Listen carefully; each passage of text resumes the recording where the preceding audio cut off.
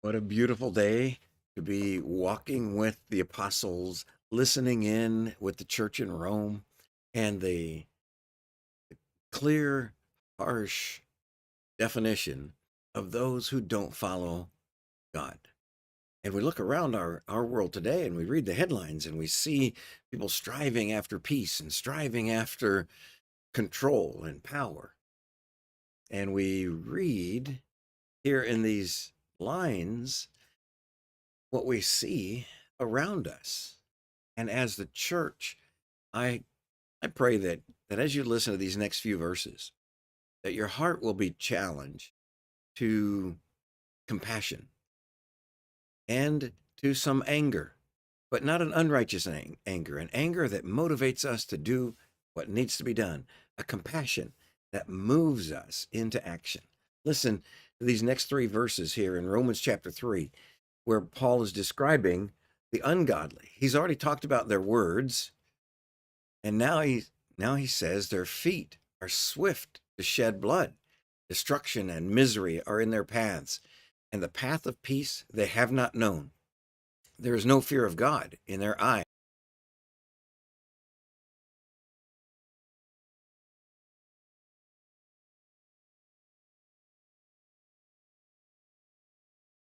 A little bit of a glitch. Welcome back. The bottom line is there's no fear of God in their eyes. We've looked at their words, their throats, their lips filled with all kinds of terrible things. And now we look at their ways. Look again at this just for a moment. Their feet look for innocent blood. Destruction and misery are behind them everywhere they go. They tear it up. And the path of peace they have not known. They look for innocent blood. You can watch on the video clips today. Excuse me. Somebody will be minding their own business, walking down the sidewalk, and an ungodly attacker, for no obvious reason, will come up and just punch them or attack them. And this is what Paul's describing here. The ungodly, their feet are running to shed innocent blood. Everywhere they go, they leave brokenness and mess behind them, and the path of peace they haven't known. They want peace and quiet, and yet everywhere they go, there's chaos because there's chaos inside. And this ought to motivate us to have a desire to see them rescued from this lifestyle of darkness and despair and destruction. It ought to see, or we want to see them experience the peace that passes all understanding. But the problem, the core internal problem, is they have no fear of God. They have no respect. They have no recognition of his majesty and his power and his awesome wrath. And because of that, they live without boundaries. Here, the Apostle Paul is quoting from Proverbs chapter 1, verse 16, Isaiah chapter 59, verses 7 and 8, and then the last line here from Psalm 36, 1. They have no fear of God. Right. He started out this section by saying, the fool has said in his heart, there is no God. I will be my own God. That's what tricked Eve in the garden.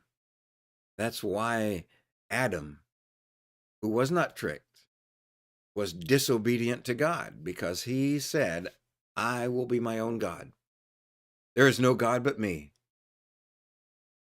So when we get to this core issue, there's a refreshing idea in our life that needs to be visited for me every day. God, you are my God.